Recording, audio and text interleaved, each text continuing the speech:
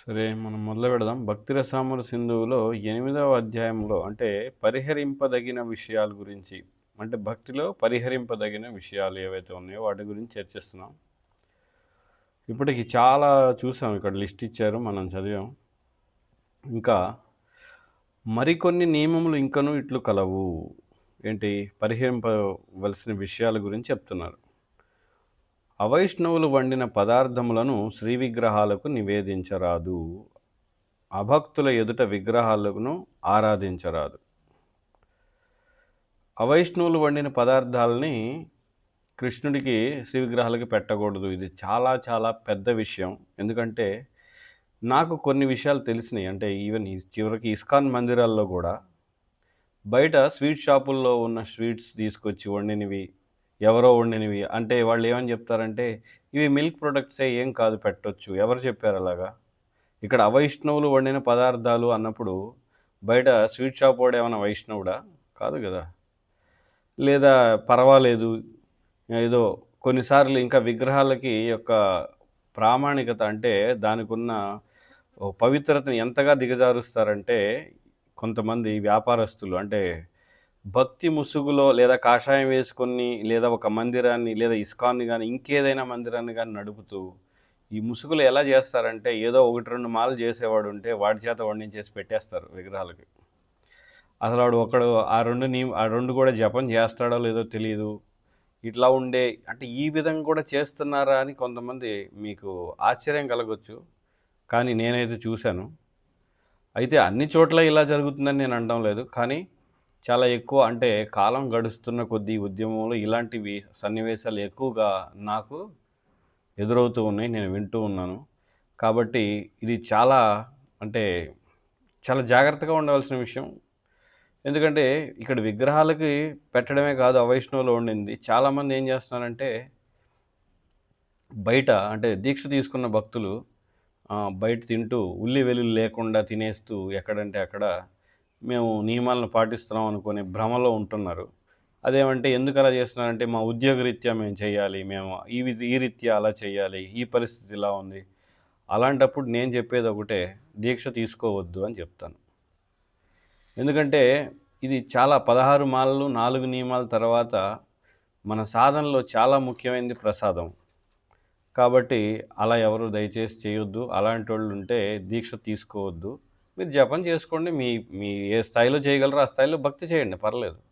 మీకు వీలైనప్పుడు ప్రసాదం తీసుకోండి, లేదంటే వదిలేయండి. అంతేగాని ప్రతి ఒక్కళ్ళు ఇప్పుడు చాలామంది ఇలాంటి చౌక దీక్షలు చాలా ఎక్కువగా పెరిగిపోయినాయి మన కృష్ణ చైతన్య ఉద్యమంలో. ఎక్కడ అంటే అది గౌడీయ మఠం కానీ ఇస్కాన్ కానీ ఇలా అనేక చోట్ల మీరు ఎక్కడ చూసినా ఈ చౌకబారు దీక్షలు, ముఖ్యంగా ఎవరైనా డొనేషన్ ఎక్కువగా ఇస్తున్నారు అంటే వాళ్ళకి దీక్షలు ఇప్పించేయడం, 16 మాలు చేస్తే చాలు, లేదా ఈ రోజు వరకు 8 చేసినా ఇక నుంచి 16 చేయండి అని వాళ్ళకి చెప్పేసి దీక్షలు ఇప్పిస్తారు. అదేమంటే మహారాజు కృప, స్వామీజీ కృప, భక్తుల కృప మీకు వస్తుంది, ఇక్కడ నుంచి చెయ్యండి అని చెప్తూ ఉన్నారనమాట. ఇది చాలా చాలా గమనించాల్సిన విషయం ఇది. ఇంకా అభక్తులు ఎదుట విగ్రహాలను ఆరాధించకూడదు. అభక్తులు ఉండగా విగ్రహాలను ఆరాధించడమే కాదు, అభక్తులు ఎప్పుడైతే వస్తారో అప్పుడు మనం ముఖ్యంగా నైవేద్యం పెట్టడం కానీ, ఆ నైవేద్యం వాళ్ళ కంట పడడం కానీ అభక్తులు, ఎందుకంటే వాళ్ళు ఎప్పుడు భోగ దృష్టితో ఉంటారు, చూడగానే దాన్ని తినేద్దాం అనే దృష్టితో ఉంటారు, అది మంచిది కాదు. కాబట్టి వాళ్ళ ముందర విగ్రహాలను ఆరాధించడం ఇవన్నీ కూడా చేయకూడదు. పూజను విఘ్నేశ్వర పూజతో ప్రారంభించవలెను. భక్తియుక్త సేవకు ఎట్టి విఘ్నములు ఏర్పడకుండా విఘ్నేశ్వరుడు కాపాడును. విఘ్నేశ్వరుడు నృసింహ భగవానుని పాదపద్మములను పూజించుట చేత అన్ని రకముల విఘ్నములను తొలగింపగలిగేలా శుభప్రదుడు కాగలిగినని బ్రహ్మ సంహిత 50 శ్లోకం మనం చూసినట్లయితే, యత్పాద పల్లవ, ఈ విధంగా 50వ శ్లోకం మనం చూసినట్లయితే అక్కడ ఏముంటుందంటే వినాయకుడికి విఘ్నాలు తొలగించగలిగే శక్తి ఇక్కడ భగవంతుడి యొక్క చరణాలని, ముఖ్యంగా విఘ్నాలని తొలగించేవాడు నృసింహ భగవానుడు.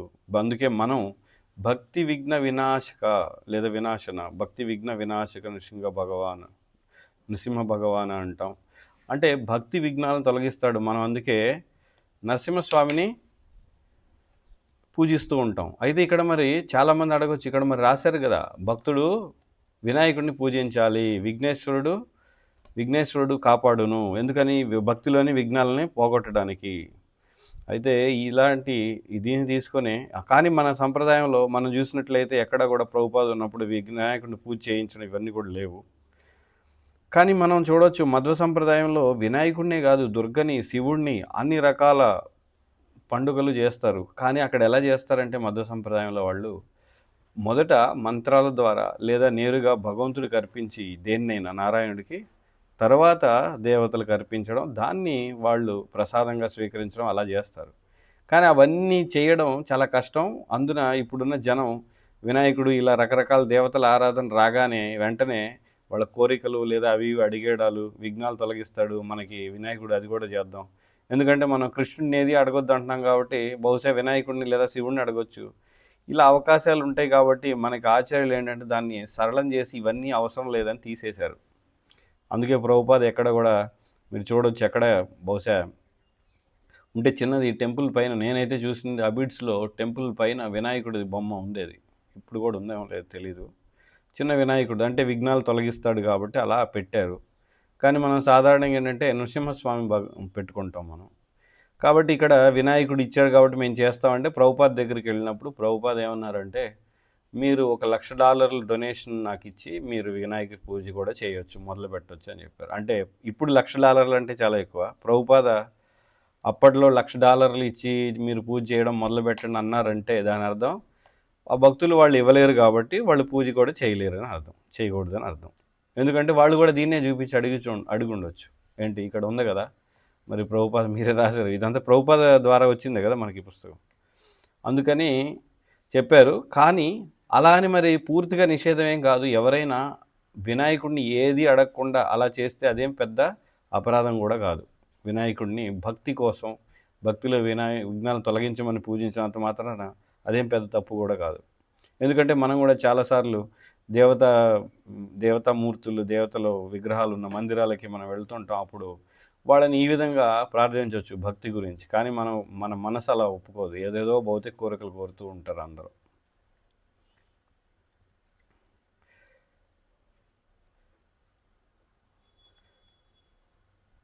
కనుక భక్తులందరూ గణపతిని పూజింపవలెను.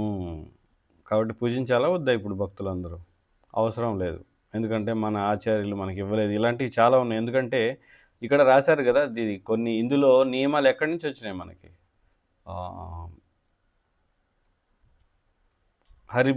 హరిభక్తి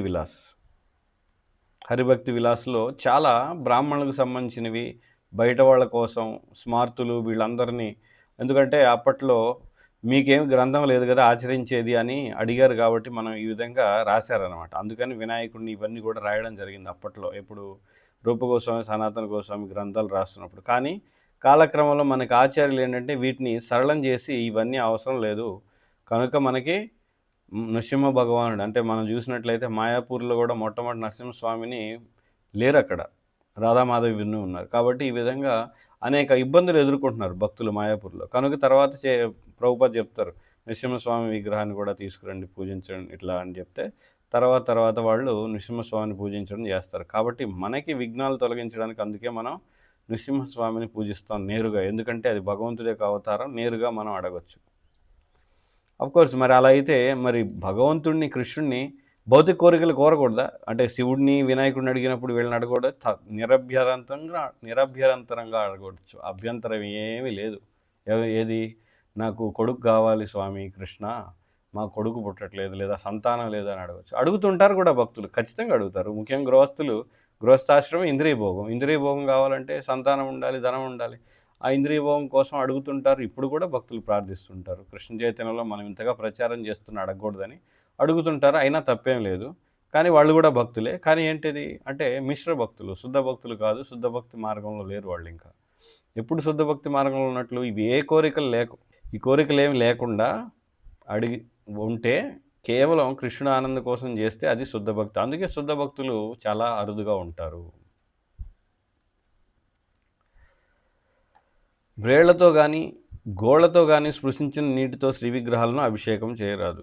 వేళ్లతోనూ గోళ్లతోనూ స్పృశించడమే కాదు, చాలామంది భక్తులకి మనం సేవ చేస్తున్నప్పుడు లేదా ఒక బిందెలోనో లేదా ఒక మట్టి పాత్ర బాణ అంటారు కదా, మట్టి బాణలోనో వాటిల్లో కూడా మనం నీళ్లు తీసేటప్పుడు చాలామంది భక్తులకు తెలియదు, అలా ముంచేస్తూ ఉంటారు, ఏళ్ళు పెట్టేస్తూ ఉంటారు, లేదా ఇలా అలాగా చేయకూడదు. ముఖ్యంగా భగవంతుడిని అభిషేకించేటప్పుడు అసలు ఏమాత్రం ఆ వేళ్ళు గోల్డ్ అనేవి తాకకూడదు అనమాట నీళ్ళకి. ఎందుకంటే గోల్డ్ అపవిత్రం. అది కూడా మన శరీరంలో అపవిత్రమైన బయటకు వచ్చే వాటిలో గుబిలి లేదా చీముడు ఇలాంటి వాటితో మలం మూత్రంతో పాటు గోళ్ళు వెంట్రుకలు కూడా అంతే. కాబట్టి వెంట్రుకలు కూడా ఎప్పుడు ఎందులో కూడా పడకూడదు నివేదన చేసే వాటిలో. ముఖ్యంగా వెంట్రుకలు రావడం లేదా గోళ్ళు రావడం, ఇది గోళ్ళు. కాబట్టి శుచిగా ఎప్పుడూ ఉండాలి. అందుకే నేను చాలాసార్లు చెప్తున్నాను, కానీ చాలామంది మాతాజీలు నేను అయినా గమనిస్తుంటాను, వాళ్ళ తలకు గుడ్డ కట్టుకోమంటే వాళ్ళకి చాలా ఒళ్ళు బరువు అనమాట, కట్టుకోరు. లేదా తలని చూసి ఏదో గుడ్డ పైన కప్పేసుకుంటారు. కప్పుకోవడం కాదు, గట్టిగా కట్టుకోవాలి. ఎందుకంటే వెంట్రుకలు ఏదో ఒక విధంగా జారి మళ్ళీ అందులో పడిపోతూ ఉంటాయి. ఇవన్నీ చేయడానికి కష్టంగా ఉంటాయి. అందుకే అయినా కూడా చేయాల్సిందే, తప్పదు. ఎందుకంటే ఆ పవిత్రతని కొనసాగించడం కోసం భగవంతుడి సేవలో చేయాలి. అయితే చాలామంది అనుకోవచ్చు, మనం ఏం విగ్రహాలు లేవు కదా, ఇంట్లో ఫోటోలకే కదా అంటే, ఫోటోల్లో మాత్రం భగవంతుడు లేడని అనుకుంటున్నావా? అసలు ఫోటోలు ఏంటి? ప్రతి చోట ప్రతి అణువులో కూడా కృష్ణుడు ఉన్నాడు. అండాంతరస్థ పరమాణు చేయాంతరస్థం అనేది నీకు విశ్వాసం లేదా? అంటే విగ్రహాలు ఉంటేనే నీకు విశ్వాసం కలుగుతుందా? అప్పుడే చేస్తావా పవిత్రంగా, లేదంటే పవిత్రంగా చేయవా? కాబట్టి ఇవన్నీ ఏంటంటే చాలా గంభీరంగా స్వీకరించవలసిన విషయాలు. అంతేగాని మా ఇంట్లో విగ్రహాలు లేవు, మేము ఎలా అయినా ఉంటాం, లేదా అలా అనుకుంటే భగవంతుడే లేడు, అసలు ఆచార్యుడే లేడు. 16 మాలలు కూడా చేయరు. నిజానికి అది కూడా చేస్తారు భక్తులు చాలామంది. 16 మాలలో దీక్ష తీసుకున్న వాళ్ళు అందరూ కూడా చేయడం లేదు. ముఖ్యంగా గృహస్థులు, కొన్నిసార్లు బ్రహ్మచారులు కూడా చేస్తూ ఉంటారు. బ్రహ్మచారులు వాళ్ళు కూడా చాలామంది నేనైతే చూశాను, కొంతమంది చేయట్లేదు. ఎందుకని 16 చేయరు? ఎవరు చూస్తున్నాడు, ఎవరు అడుగుతున్నారు? అందుకే నేనైతే ప్రత్యేకంగా చాలామందిని అడుగుతాను, ఏంటి సాధన షీట్ రాయమని. రాయరు, ఎందుకంటే వాళ్ళు అది చేయరు కాబట్టి. ఒకవేళ అవి చేస్తే చదవరు కాబట్టి, చదవలేదని అడుగుతానని. కాబట్టి ఇవి ఏవి చేయకుండా దీక్ష తీసుకోవడంలో అర్థమేమి లేదు. అంటే దీక్ష అంటే దానికి ఒక విలువ ఉంది, దానికి ఒక అర్థం ఉంది. అంతేగాని దీక్ష అంటే ఈరోజు ఊరికే ఏదో ఐడిసి కోర్స్ చేసేయండి, లేదా ఎలా తయారైందంటే రెగ్యులర్గా డొనేషన్ ఇస్తాం, దీక్ష ఇప్పించేస్తారు మీకు. మీరు 16 మాలు చేయకపోయినా పర్లా, చెప్తారు కాకపోతే 16 చేయండి రేపటి నుంచి అని. ఇలా తయారయ్యారనమాట. చాలా అంటే ఉద్యమాలు ఇలాంటివి కూడా వచ్చేస్తూ ఉన్నాయి. ఈ మధ్య చాలా చాలా చౌకైపోయినాయి. ఎందుకంటే నేను విన్నాను, కొంతమంది ఒక భక్తుడికి ఫోన్ చేసి మీరు దీక్ష తీసుకుంటారా, ఇక్కడ ఇప్పించేస్తున్నారు అని ఫోన్లు చేస్తున్నారంట. అతను కంటిమాల కూడా వేసుకోలే ఇప్పటివరకు, నాకు తెలిసిన ఒక ఉదాహరణలు. ఇలా ఎన్ని చోట్ల ఎక్కడ ఎలా జరుగుతున్నాయో అసలు మనకేం తెలియదు.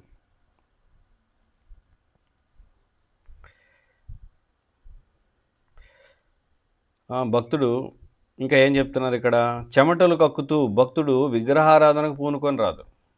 చెమటలు కక్కుతున్నప్పుడు విగ్రహారాధన చేయకూడదు. ఈ విగ్రహారాధనే కాదు, ఇంట్లో భగవంతుడికి ఆరతి చేసేటప్పుడు, ఫోటోలకైనా ఏదైనా చేసేటప్పుడు చెమటలు కక్కడం అంటే బాగా నీళ్లు తాగడం, లేదా అప్పుడే తిని లేచి వెళ్ళిపోవడం, లేదా ఈ విధంగా ఉన్నట్లు. అంటే ప్రశాంతంగా ఉండాలి, చక్కగా స్నానం చేయాలి. స్నానం చేసి ప్రశాంతంగా ఉన్నప్పుడు భగవంతుని ఆరాధన ఇవన్నీ కూడా చేయాలి తప్ప, అవి చెమటలు కక్కుతూ ఉంటే ఏమవుతుంది, ఎందుకు అలా వద్దంటున్నారంటే, ఆ చెమట వెళ్ళి భగవంతుడి మీద పడడం, లేదా ఆ చెమట ఆరాధన చేసే వస్తువుల మీద పడడం, ఇవన్నీ కూడా అపవిత్రం అవుతుంది. ఎందుకంటే మన చెమట కదా, అది దరిద్రం కదా. చెమట కూడా దరిద్రమే. మలం మూత్రం ఏ విధంగా గోళ్ళు ఎలాగో, వెంట్రుకలు ఎలాగో, చెమట కూడా అంతే. ఇట్లే ఇంకను అనేక రకముల ఇతర నిషేధములు కలవు. ఉదాహరణకు విగ్రహములకు అర్పించబడిన పుష్పములను దాటుట కానీ చేయరాదు. విగ్రహాలకు అర్పించిన పుష్పాలను తొక్కడం, అందుకే ఎక్కడైనా పడి ఉంటే వాటిని తీసి చక్కగా పక్కన పెట్టడం, లేదా వాటిని ఎక్కడ విసర్జించాల్సిన ప్రదేశంలో వాటిని వదిలేయడం అనేది చేయాలి. భగవంతునిపై ప్రమాణం చేయరాదు. భగవంతుడిపై ప్రమాణం చేయడం అంటే కృష్ణుడు లేదా వాళ్ళని ఒక బొమ్మలాగా వాడుకున్నట్టు. ఎందుకంటే మన ప్రమాణాలు మనం ఎప్పుడు నిలబెట్టుకోము కదా, అది మనకు అలవాటు కదా. నిలబెట్టుకోవడం పూర్వం అలవాటు, ఇప్పుడు నిలబెట్టుకోకపోవడం మన అలవాటు ప్రస్తుతం కలియుగంలో. కాబట్టి ఇలాంటి పిచ్చి వేషాలు వేయకూడదు. ఏంటి భగవంతునిపై ప్రమాణం, కృష్ణుని మీద ఒట్టేసి చెప్తున్నా ఇలాంటి, లేదా రాధారాణి మీద ఒట్టు, లేదా ప్రభుపాద మీద ఒట్టు, ఇలాంటి పిచ్చి వేషాలు అనేవి వేయకూడదు. వాటిని దాటడం, ఇవన్నీ కూడా భక్తియుక్త సేవలో సంభవించే వివిధ రకములైన సేవలో అపరాధాలు అవుతాయి. భక్తుడు జాగరూకతతో వీనిని పరిహరింపవలను. వీటినన్నింటిని కూడా ఈ అపరాధాలు జరగకుండా వదిలేయాలి. ఒకరి జీవితము పాపపూరితమైనను అతడు భగవంతుని శరణు వేడినచో భగవంతుడు అట్టి వానిని కూడా పూర్తిగా రక్షింపగలడని పద్మపురాణంలో చెప్పబడెను.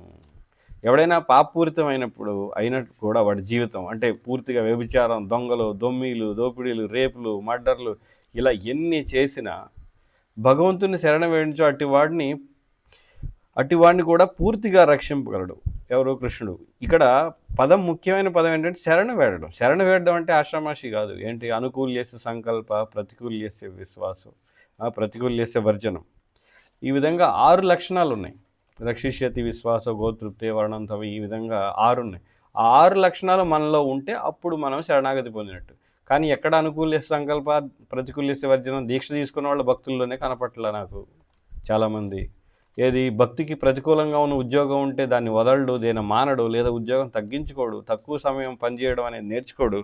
కానీ నాకు ఇదే ఉద్యోగం, ఈ డబ్బులే కావాలి, కానీ నేను దీక్ష కూడా తీసుకుంటాను, నేను భక్తి కూడా చేస్తాను, ఇవన్నీ కూడా జరుగుతూనే ఉంటాయి. ఒకవైపు శరణాగతే లేదు. కాకపోతే దీక్ష ఇస్తుంటారు, ఎందుకని నువ్వు 16 మాలలో 4 నియమాలు చేస్తున్నావు కాబట్టి. కానీ శరణాగతుడు ఎక్కడ అయ్యావు నువ్వు?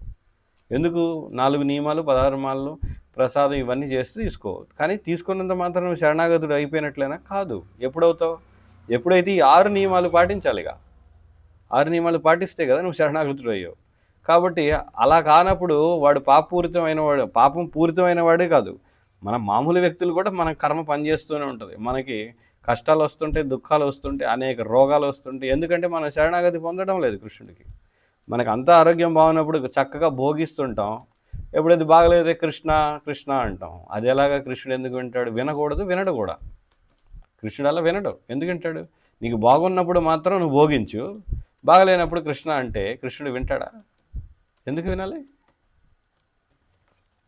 కనుక భగవంతునికి శరణాగతుడైన వ్యక్తి సమస్త పాప ఫలితముల నుండి విముక్తుడగునను విషయం అంగీకరించబడెను. కాబట్టి శరణాగతుడైన వాడికి పాప ఫలితాలన్నీ పోతాయి. అదే కృష్ణుడు కూడా చెప్తున్నాడు కదా భగవద్గీతలో 18వ అధ్యాయం 64వ శ్లోకం, సర్వధర్మాన్ పరిత్యజ మామేకం శరణం వ్రజ. అక్కడ శరణం అంటే శరణాగతి. శరణాగతి అంటే ఊరికి 16 మాలలో 4 నియమాలు దీక్ష కాదు. ఇప్పుడు దీక్ష ఎందుకంటే చాలా చౌకైపోయింది. ఇప్పుడు దీక్ష కూడా పెద్ద విలువ లేదు. ఎందుకు చెప్పాను కదా ఇప్పుడే ఎలా ఇస్తున్నారు. కాబట్టి అలాంటి దీక్ష కూడా ఉపయోగం ఏం లేదు. అది శరణాగతి కానే కాదు. నిజానికి మన కృష్ణ చైతన్య ఉద్యమంలో ఇప్పుడు ఇస్కాన్లో కానీ ఇక్కడ ఎక్కడైనా ఇస్తుంది ఏంటంటే శరణాగతి మొదలుపెట్టిన వాళ్ళకి మాత్రమే దీక్ష ఇస్తున్నారు. కానీ అసలు మొదలు పెడదామనే ఉద్దేశం లేని వాళ్ళకి కూడా వచ్చేస్తుంది దీక్ష. ఎందుకంటే అలా అయిపోయింది పరిస్థితి. దాని అన్నింటినీ చౌక చేసేస్తున్నారు అనమాట. ఇంకా చెప్పాలంటే అన్నింటినీ అమ్మేసుకుంటున్నారు. కనుక భగవంతునికి శరణాగతుడైన వ్యక్తి సమస్త పాప ఫలితముల నుండి విముక్తుడగునన్న విషయం అంగీకరించబడింది. దేవాదేవుని పట్ల అపరాధం చేసిన వ్యక్తి కూడా, అంటే ఎవరైనా దేవాదేవుని పట్ల అపరాధం అంటే కృష్ణుడి పట్ల తిట్టడం, కృష్ణ దేవుడా అని అనుకున్న వ్యక్తి కానీ, లేదా ఇంకేదైనా వ్యతిరేక భావన, దేవుడు లేడనుకున్న వీళ్ళందరూ అపరాధులే. అలా అపరాధం చేసిన వ్యక్తి కూడా హరే కృష్ణ కృష్ణ కృష్ణ హరే హరే, హరే రామ రామ రామ హరే హరే అను మహామంత్రమును ఆశ్రయించినచో సమస్త పాప ఫలితముల నుండి విముక్తుడగును. ఈ విధంగా ఎటువంటి ఆలోచన ఇలా పూర్వం ఉన్నా, ఎప్పుడైతే శ్రద్ధతోటి హరినామాన్ని ఆశ్రయిస్తామో, భక్తితోటి గౌరవంతో దాన్ని స్పష్టంగా ఉచ్చరించి దాన్ని వింటాము, అప్పుడు ఈ పాపాలన్నిటి నుంచి కూడా వాడు ముక్తుడవుతాడు. కాబట్టి అందుకే మనకి ఆచార్యులు కూడా అనేక చోట్ల చెప్తారు, కృష్ణుడు కంటే కృష్ణుడు నామం ఇంకా దయగలిగిందంట. ఎందుకంటే నామంలో తత్రార్పిత నియమిత స్మరణేన కాలహ, అన్నీ తత్రార్పిత ఏంటి? కృష్ణుడు తన శక్తులన్నీ కూడా నామంలో ఉంచేశాడంట. ఎవరైతే నామాన్ని కాలంతో సంబంధం లేకుండా ఎప్పుడైనా భక్తి శ్రద్ధలతో దాన్ని ఆశ్రయిస్తారో వాళ్ళు పూర్తిగా అన్ని పాపాల నుండి బయటపడతారు. అనగా హరే కృష్ణ మహామంత్ర జపము సర్వ పాపములను పరిహరింపగలదు. ఈ విశ్వాసం ఉండాలి, అన్నిటి నుంచి బయటేస్తుంది. కానీ పవిత్రమైన భగవన్నామములకు అపరాధము చేసించో అతడు పతనం అవ్వక తప్పదు. ఇది చాలా ముఖ్యమైనది. నామాపరాధాలు చేస్తే వాడు పతనం తప్పదు. ఏంది? భగవంతుడికి నామం పట్ల అపరాధం కానీ, లేదా వైష్ణవుడి పట్ల చాలా తీవ్రమైన అపరాధం, వైష్ణవులు అంటే ముఖ్యంగా శుద్ధ భక్తుల పట్ల అపరాధం చేసినా పతనం తప్పదు. భగవన్నామ అపరాధములు పద్మపురాణంలో ఈ క్రింది విధముగా వివరించబడిన. మనం అందరం కూడా చదువుతాం, ప్రతిరోజు చదవాలి. అందరూ చదవడమే కాదు, అందరికీ వచ్చేసి ఉండాలి కంఠోపాఠంగా. దీక్ష అయ్యే వాళ్ళందరికీ కూడా ఈ 10 నామాపరాధాలు తెలిసి ఉండాలి. లేదంటే వాళ్ళకి దీక్ష కూడా అవసరం ఏం లేదు. ఎందుకంటే ఇది తెలియనుడికి దీక్ష ఎందుకు? ఎందుకంటే నామం చేస్తున్నాం. ఎందుకంటే దీక్షలో 16 మాలలు చేయాలి ప్రతిరోజు. ప్రతిరోజు 16 మాలలు చేస్తాం. కానీ దాని పట్ల ఏవైతే అపరాధాలు ఉన్నాయో, ఏం చేయకూడదో అవి చేస్తూ నామం చేస్తే 16 మాలలు ఉపయోగమే ఉండదు. 16 కాదు 64 చేసినా ఉపయోగం ఉండదు. ఎందుకంటే అవంతా కేవలం మాల తిప్పడం. చాలామంది మాల తిప్పుతూ ఉంటారు. జపం చేసేవాళ్ళు చాలా కొద్దిమంది ఉంటారు. జపం, హరినామ జపం మాలతోటి తిప్పేవాళ్ళ సంఖ్య ఎక్కువనమాట. మనలో ఎక్కువగా మనం గూడా ఒకవేళ జపం చేసినా ఒకటో, రెండో లేదా ఒక మా నామమో, 2 నామాలో వింటాం తప్ప మిగతా అంతా జపం మనం మాల తిప్పడమే మనం చేసే పని. అవి ఏంటి పద్మపురాణంలో ఒకటి భగవంతుని దివ్యనామమును ప్రచారం చేయటంలో జీవితమును అంకితం చేసిన జీవితాన్ని ధారపోసిన భక్తుల్ని దూషించడం. ఇది మనం చదువుతాం. వాళ్ళని దూషించడం అంటే ఏదైనా దూషించడమే కాదు, వాళ్ళని కొట్టడం లేదా వాళ్ళ గురించి వెనకాల చాడీలు చెప్పడం, ఒకళ్ళ మీద ఒకళ్ళు చెప్పడం, ఈ విధంగా ఏది చెయ్యకూడదు. ఎవరు? దివ్య నామాన్ని ప్రచారం చేయటంలో ఉన్న భక్తుల్ని. కాకపోతే కొన్నిసార్లు అలాంటి భక్తుల్లో చిన్న చిన్న లోపాలు ఉంటే ఉండొచ్చు. ప్రచారం చేసే భక్తుల్లో ఉదాహరణకి ఒక సన్యాసి ఎక్కువగా స్వీట్ తినొచ్చు, ఒక బ్రహ్మచారి లేదా కారం ఎక్కువ తినొచ్చు, లేదా ఒక బ్రహ్మచారి కొంచెం చిన్నదానికి కూడా ఊరికే కోప్పడుతూ ఉండొచ్చు ప్రచారం చేయడంలో. కానీ అలాంటి చిన్న చిన్న లోపాలని కూడా మనం ఎక్కువగా డిస్కస్ చేసి వాళ్ళు ఇలా అలా అనుకుంటే కూడా అపరాధం ఖచ్చితంగా వస్తుంది.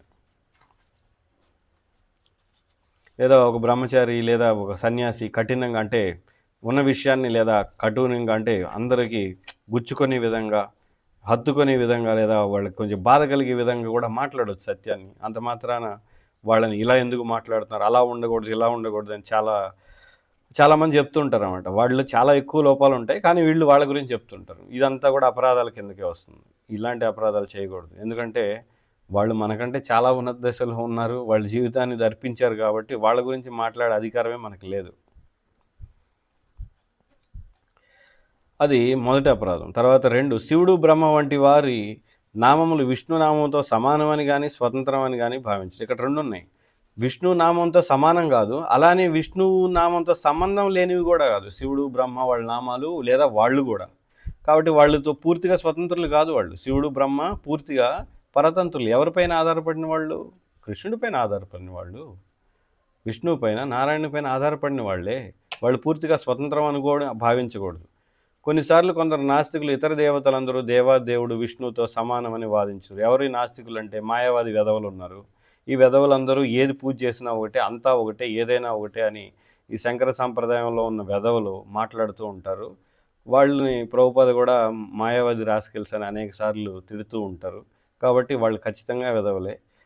కానీ మనలో చాలామంది భక్తుల్లో అలాంటి మాయావాదులతో కూడా సాంగత్యం, కలిసి తిరగడం లేదా వాళ్ళ దగ్గరికి వెళ్ళడం, వాళ్ళని కూడా అదే విధంగా మాయావాదులతో వీళ్ళు సాధువులే అనే భ్రమలో కూడా కొంతమంది ఉంటారు. వినకూడదు అలాగా భక్తులు. కానీ ఏ దేవత ఎంత గొప్పయైనను దేవాది దేవునితో సమానము కానీ స్వతంత్రుడు కానీ కాడని భక్తుడు ఎరుగును, తెలుసుకొని ఉండాలి. కనుక ఎవరైనా కాళీ కాళీ లేక దుర్గా దుర్గా అను మంత్రం జపిస్తూ అది హరే కృష్ణ మహామంత్రంతో సమానమైందని భావించినచో అంతకంటేనూ గొప్ప అపరాధం మరొకటి ఉండదు.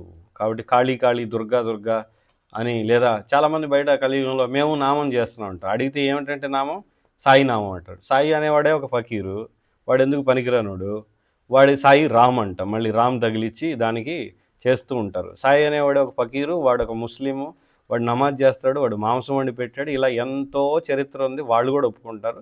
కానీ వాడు గురువు అంట, వాడు పెద్ద మనిషి అంట, వాడికి గుడి అంట. ఇది ఒక దరిద్రం అనమాట. అంటే మన సనాతన ధర్మానికి పట్టిన దరిద్రాల్లో ఇది కూడా ఒకటి. ఇలా చాలా దరిద్రాలు ఉన్నాయి సనాతన ధర్మంలో. ఎవడో మనిషిని పూజ చేయడం, లేదా ఇంకొకరిని తీసుకురావడం, వాడి గురువుని చేయడం, వాడు గొప్పోడని, వాడేదో ధ్యానం నేర్పిస్తున్నాడని, ఇలా చాలామంది వేదవులు పోగయ్యారు. 3, ఆధ్యాత్మిక ఆచార్యుని ఆదేశములను ఉల్లంఘించుట. ఆధ్యాత్మిక ఆచార్యుని ఆదేశాలు అంటే ఏమిటి? మనకి అందరికీ ఉన్నాయి కొన్ని. ప్రభుపాద ఇచ్చింది 4 నియమాలు, 16 మాలలు. ఇంకా దీక్ష తీసుకునే వాళ్ళకి ఏంటి, ప్రసాదం తీసుకోవడం, ఇవన్నీ కూడా చాలా ఉంటాయి. ఇంకా ఉదయాన్నే లేకపోవడం, ఇవన్నీ దీక్ష ఇస్తున్నప్పుడు గురువు ఆచార్యులు చెప్తుంటారు, రోజు ప్రభుపాద పుస్తకాలు చదవాలి, ఇలా ఎన్నో చెప్తుంటారు. కానీ మనం ఏమీ చెయ్యం. ఇవన్నీ ఉల్లంఘించడమే. ప్రభుపాద పుస్తకాలు చదవం, ఏమి చేయకపోతే ఎప్పుడైతే ఉల్లంఘిస్తామో మనకు నామంలో రుచి ఉండదు, తత్వం తెలియదు. కేవలం చాలామంది ఇస్కాన్లో కానీ ఇంకెక్కడైనా ఈ ఉద్యమంలో దీక్ష తీసుకున్న వాళ్ళు గ్రంథాలను చదవడం లేదా ప్రతిరోజు వినడం అనేది చేసేవాళ్ళు చాలా చాలా అరుదుగా ఉన్నారు. అందుకే వాళ్ళ జపం అంతా అది జపం కాదు, మాల తిప్పుతూ ఉంటారు వాళ్ళు. నోటితో అంటూ ఉంటారు. అది కొన్నిసార్లు అంటూ ఉండొచ్చు హరే కృష్ణ హరే కృష్ణ కృష్ణ కృష్ణ అని. కానీ మనసు మాత్రం ఎక్కడో ఉంటుంది. ఎందుకంటే వాళ్ళు భక్తికి సమయాన్ని ఇవ్వరు. కేవలం 16 మాలలు 4 నియమాలు ప్రసాదం అయిపోయింది భక్తి అంతే. కాబట్టి ఆధ్యాత్మిక ఆచార్యుడు అనేకమైన ఉపదేశాలు మనకి ఇస్తున్నారు. చదవమని చెప్తున్నారు, సమయాన్ని ఇవ్వమంటున్నారు, మంగళారతికి లెగవమని ఇలా ఎన్నో చెప్తున్నారు. ప్రభుపాద చెప్పారు, మన ఆచార్యులు చెప్తున్నారు, కానీ ఎవరు చేయరు. కాబట్టి ఏమవుతుంది, ఈ అపరాధాల్లోనే మనం తిరుగుతూ ఉంటాం జీవితాంతం. చాలామంది చదువుతారు ఈ అపరాధాలు, కానీ చేస్తూనే ఉంటారు. కానీ ఎవరు కూడా చూసుకోవాలి, ఇది నేను చేస్తున్నాను, అవును చేస్తున్నాను. కాబట్టి దీని నుంచి బయటపడడానికి ప్రయత్నం చేయాలి. కానీ ఎవరు చేస్తున్నారు బయటపడడానికి? ఎవరు చూసుకుంటున్నారు? ఒకళ్ళు చూసుకొని నేను బాగానే ఉన్నాను, అంత బాగానే ఉన్నాను, అది ఓకే, నేను ఈ 10 అపరాధాలు నేను చేయట్లా. కానీ ఎందుకు చేయట్లేదు? ఆధ్యాత్మిక ఆచార్యుడు రోజు ప్రభుపాద పుస్తకాలు చదవమని చెప్పారా? మరి చదువుతున్నారా మీరు? మరి అపరాధం కదా. రోజు ప్రసాదం తినమంటే బయట తింటున్నావు, అపరాధం కదా. 16 మాలలు చేయమంటే ఒకరోజు 10 చేసాడు, మాల పక్కన పెట్టావు, 6 తర్వాత నువ్వు మర్చిపోయింది కూడా నీకు తెలియదు, ఆ 4 మాలలో 16 మాలలు చేయలేదు, ఇంక ఇది అపరాధం కదా.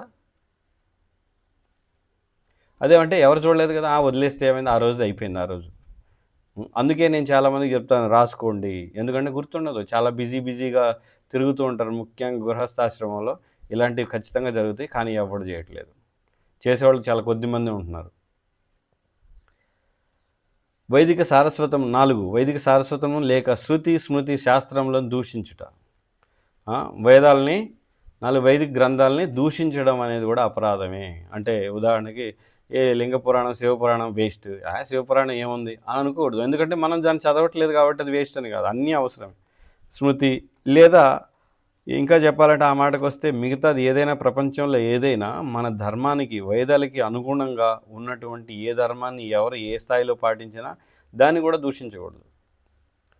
5 హరే కృష్ణ జపమహిమ కేవలం కల్పితమనే భావించుట. ఈ హరే కృష్ణ మంత్రం చేస్తే ఎప్పుడో ఎవడో చాలాసార్లు చెప్పి ఉంటాను నేను. అంటే ఒకడు నామం పొద్దున్నే చేస్తే 16 32 పళ్ళు బాగా క్లీన్ అవుతాయి, ఇది హరే కృష్ణ జపం చేస్తే ఇదంతా కూడా జపం కల్పితం, ఈ మహిమ అంతా కల్పితం, లేదా 32 క్లీన్ అవుతాయి అని, లేదా ఏదేదో దీనికి అది కూడా ఇచ్చారు కదా హరినామాలకి వ్యాఖ్యానం. ఆరోది ఏంటి, భగవన్నామాలకు తప్పుడు వ్యాఖ్యానం అనమాట ఇదంతా. ఏంటి 32 క్లీన్ అవ్వడం, లేదా ఇంకేదో జరగడం. ఆ హరినామం చేస్తే మీకు అన్నీ జరుగుతాయి, లేదా మీకు ఏవేవో శక్తులు వచ్చేస్తాయి తెలియదు, అది ఇవన్నీ కూడా. అంటే హరినామం చేస్తే శక్తులు రావడం అన్నీ వస్తాయి, రాకూడదని ఏం లేదు, కానీ అదే వస్తుంది, అదే ముఖ్యంగా, అదేదో ఇష్టం వచ్చినట్టు తప్పుడు వ్యాఖ్యానం చేయకూడదు.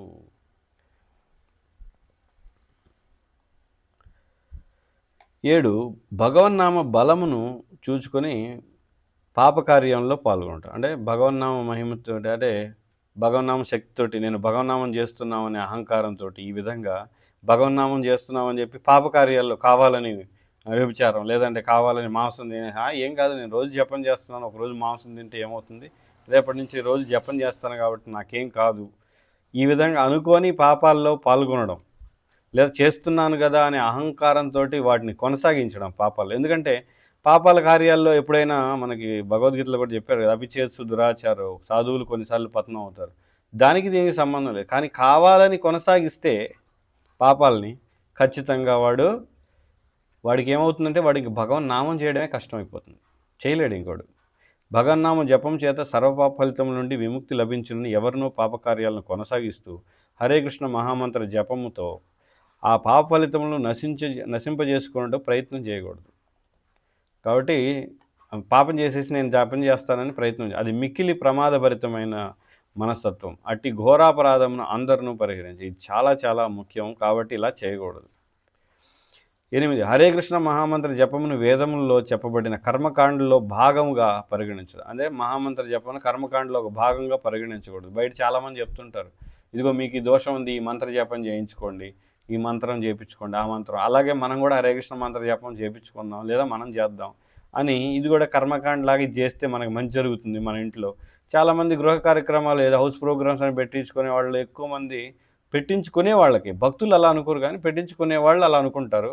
కానీ చాలామంది భక్తుల్లో కూడా ఈ అవగాహన ఉంది, ఏంటి నాకు మంచి జరుగుతుందని అవగాహన, దీక్ష తీసుకున్న వాళ్ళలో భక్తుల్లో కూడా ఈ అవగాహన ఉంది, అది వదిలేయాలి. ఇది కర్మకాండ కోసం చేయడం లేదు. ఎప్పుడు మరి కర్మకాండకి హరే కృష్ణ మంత్రం పనిచేస్తుందా, పనిచేయదు? ఖచ్చితంగా పనిచేస్తుంది. కర్మకాండకి పనిచేయడం అంటే ఏంటి, హరే కృష్ణ నేను చేసి నాకు సంతానం కలగాలి అని కృష్ణుని కోరుకుంటే కలుగుతుందా, కలగదా? కృష్ణుడు ఇవ్వచ్చు, ఎందుకు ఇవ్వలేదు? అప్పుడు అది కర్మకాండ అవుతుంది. కాబట్టి అలా కర్మకాండ కోసం హరినామం చేస్తే నీకు హరినామం యొక్క పూర్తి ఫలితం అనేది నీకు లభించదు. అపరాధం చేశావు కాబట్టి కృష్ణ ప్రేమ వైపు నువ్వు వెళ్ళలేవు. కాబట్టి ఆ ఫలితం నీకు రాగానే నువ్వు జపం చేయడం కూడా ఆపేస్తావు. 9. విశ్వాసం లేని వారికి భగవన్నామ మహిమను ఉపదేశించుట.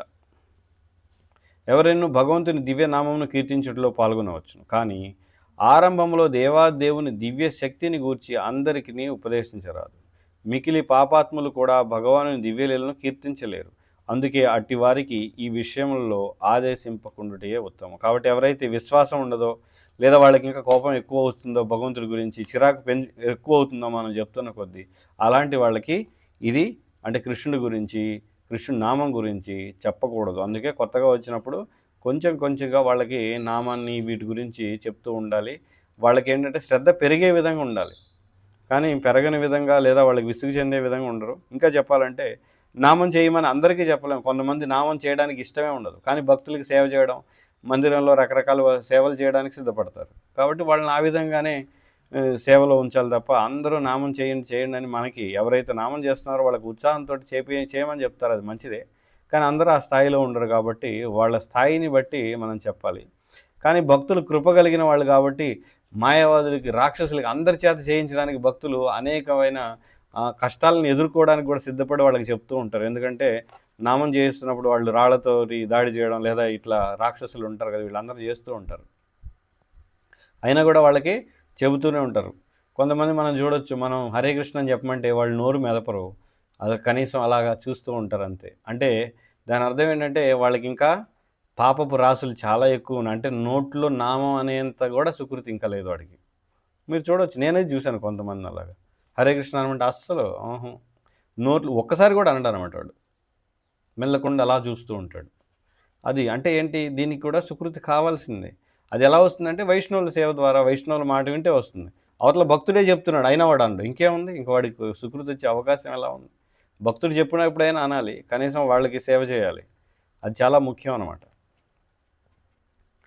10. భగవన్నామ జపంలో సంపూర్ణ విశ్వాసం లేకుండుట మరియు ఈ విషయంలో అనేక ఉపదేశముల అవగాహన పిమ్మట కూడా భౌతిక ఆసక్తిని, దివ్యనామ మహిమను విన్న తర్వాత కూడా ఐహిక బంధాల్లో చిక్కుకొని ఉండడం, భౌతిక ఆసక్తిని చిక్కుకొని ఉండడం అంటే ఈ భౌతిక ఆసక్తిని కొనసాగించడం. నాకు భౌతిక ఆసక్తి ఉంది, నాకు ధనం పట్ల ఉంది, నాకు స్త్రీ పట్ల ఉంది, మైథునం పట్ల ఉంది, నిద్ర పట్ల ఉంది, ఇవన్నీ కూడా నాకు ఆసక్తి ఉన్నాయని ఎవడికి వాడు చూసుకుంటే బయటపడతాడు. కానీ మనం చూసుకోం, నాకేముంది పెద్దగా ఏం లేదు, మనం లావుగా ఉన్నామని మనకు కనపడుతుంది, కానీ మనం పర్లేదు ఇది ఏముందిలే అనుకుంటాం. మనకు తెలుస్తూనే ఉంటుంది. అదేవిధంగా మనం కూడా తిండి పట్ల వ్యామోహం ఉందని తెలుస్తూనే ఉంటుంది, కానీ అది తగ్గించుకోవడానికి ప్రయత్నం చేయలేదు అనుకోండి. ఎందుకంటే ప్రయత్నం చేయాలి, అప్పుడే కదా ఆసక్తి నామం పట్ల, భగవంతుడి పట్ల పెరిగేది. కానీ అలా చేయకుండా, ఆసక్తిని తగ్గించుకోకుండా, దాని గురించి ఏమాత్రం పట్టించుకోకుండా ఊరికే 16 మాలలు తిప్పేస్తే ఏమీ జరగదు. వైష్ణవుడని పిలువబడు ప్రతి భక్తుడు వెంటనే వాంఛిత సిద్ధిని సాధింపవలనన్న ఇట్టి అపరాధములు జరగకుండా జాగ్రత్తగా. ఎవరైతే భక్తులు వాంఛిత సిద్ధి, ఏంటి వాంఛిత సిద్ధి? కృష్ణ ప్రేమ అది అసలు ఎప్పుడూ ఉండాలి అంతే. మన లక్ష్యం ఏంటంటే కృష్ణ ప్రేమ అంతే.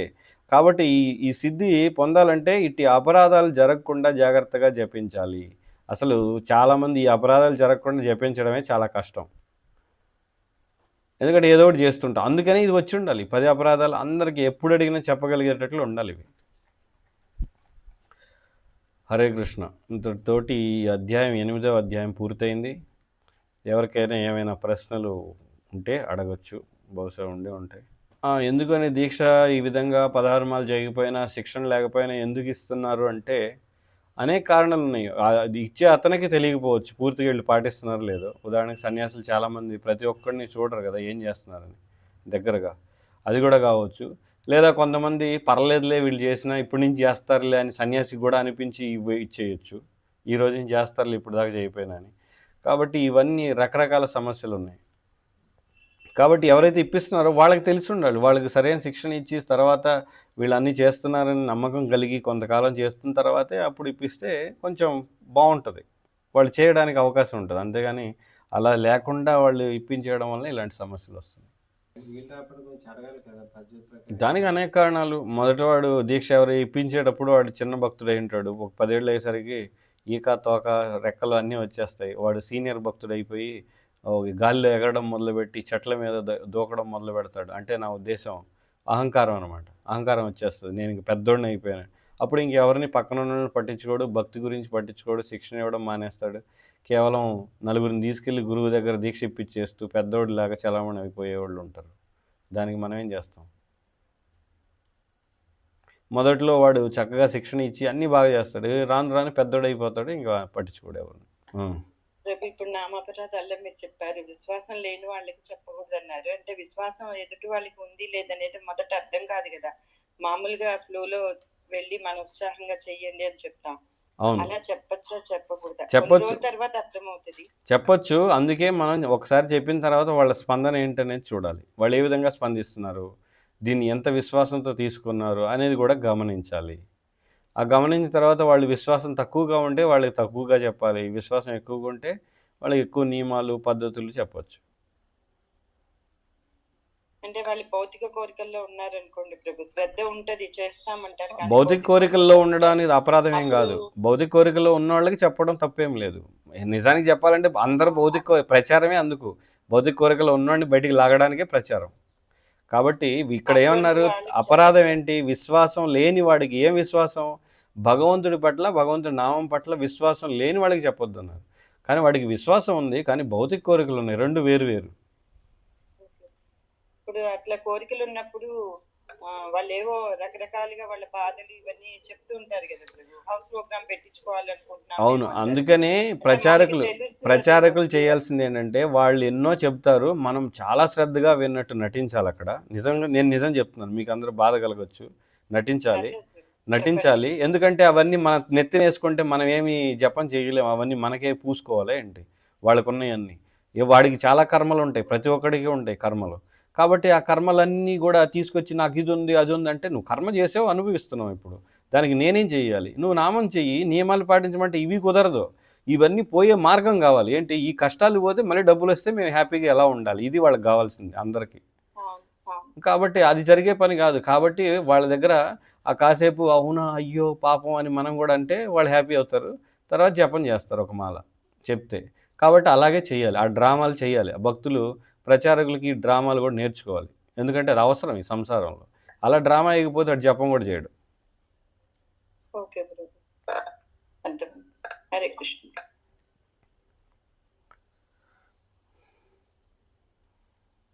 ఇంకోటి మన భక్తులు కూడా కొన్ని గుడికి వెళ్ళిపోతుంటారు కావాలని శివుడి గుడికి. ఇప్పుడు శివుడి గుడికి వెళ్తుంటారు అని ప్రసాదం. ఇక్కడ ప్రశ్న ఏంటంటే ఇక్కడ కొంతమంది శివాలయంలో ప్రసాదం తినేయడం అవన్నీ గూడా తప్పు. చేయకూడదు. ఎందుకంటే శివుడికి నేరుగా అర్పిస్తారు. అక్కడ వాడు వైష్ణవుడు గాదు పెట్టేవాడు. పెట్టేవాడు వైష్ణవుడయ్యుండి వైష్ణవ పద్ధతి ప్రకారం శివుడికి అర్పిస్తే పర్వాలేదు తినొచ్చు. ఉదాహరణకి మద్దులు. వాళ్ళు వైష్ణవులే. వాళ్ళు పద్ధతి ప్రకారమే శివుడికి పెడతారు. అక్కడ తినొచ్చు. మధ్వ వైష్ణవుడి దగ్గర. అదేవిధంగా పూరీలో మనం తినొచ్చు. శివాలయంలో పూరీ లోపల భగవంతుడికి పెట్టినాకే శివుడి దగ్గరకొస్తది. అక్కడ శివాలయాలు కూడా ఉన్నాయి. అక్కడ కూడా తీసుకోవచ్చు ప్రసాదం. కానీ అలా గాకుండా నేరుగా శివాలయం బయట వినాయకుడి గుడి ఇక్కడ తినడం అనేది కరెక్ట్ కాదు. ఎందుకంటే అక్కడ అసలు వాళ్ళ కృష్ణుడు, విష్ణువు మరియు వినాయకుడు వేరు వేరు. విష్ణుడే మూలం అనే అవగాహన గూడా ఉండదు వాళ్ళకి. చాలామంది బ్రాహ్మణులకు గూడా ఉండదు. అలాంటి దగ్గర తినకూడదు. శ్రీ వైష్ణవ టెంపుల్‌లో తీసుకోవచ్చా? ఇది చాలా మంచి ప్రశ్న. నేనైతే ఇదివరకి ఒక 10, 15 ఏళ్ల క్రితం శ్రీ వైష్ణవ టెంపుల్‌లో తీసుకొచ్చాము గానీ, ప్రస్తుతం అయితే నేను సందేహాస్పదమే అనే చెప్తాను. ఎందుకంటే సందేహాస్పదం అంటున్నాను గానీ, పూర్తిగా వద్దని అంటలేదు. ఎందుకంటే అక్కడ అందరూ నిష్టగా ఉండరు. కొన్నిసార్లు శ్రీ వైష్ణవులుగా ఉన్నా గూడా ఇంట్లో ఉల్లి, వెల్లుల్లి తినేసేవాళ్ళున్నారు. మరి వాడే వండుతాడు తీసుకొచ్చి. మరింకది ఎలా ప్రసాదం అవుతుంది? వాడి నిష్ట వాడి దగ్గర ఏముంది? లేదా వాడు వెళ్ళి కొంతమంది శ్రీ వైష్ణవులు వెళ్ళి సాయిబాబా గుడిలో కూడా పూజ చేస్తాడు ఈ పూజారి. మరి అలాంటోడు వండితే ఏమి అది నైవేద్యం, ఏం ప్రసాదం అది? దానికి ఏం అర్థం ఉంది? బయట కూడా టీ తాగుతామంటారు. ఇంకా టీ, కాఫీలు కూడా చాలా తాగుతుంటారు వాళ్ళు. ఇంకా అదేంటి మరి?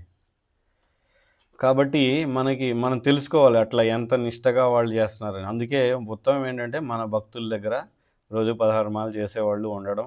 అంటే 16 మాలలు ఊరికే చేయడం కాదు. వాడు కూడా బయట తినని వాడై ఉండాలి వండేవాడు. వాడు ప్రసాదం మాత్రమే కట్టుబడి ఉంటే అప్పుడు అది చాలా మంచిది. అలా లేకపోతే మంచిది కాదు. హరే కృష్ణ. ఇంకెవరికేం ప్రశ్నలు లేవు కదా?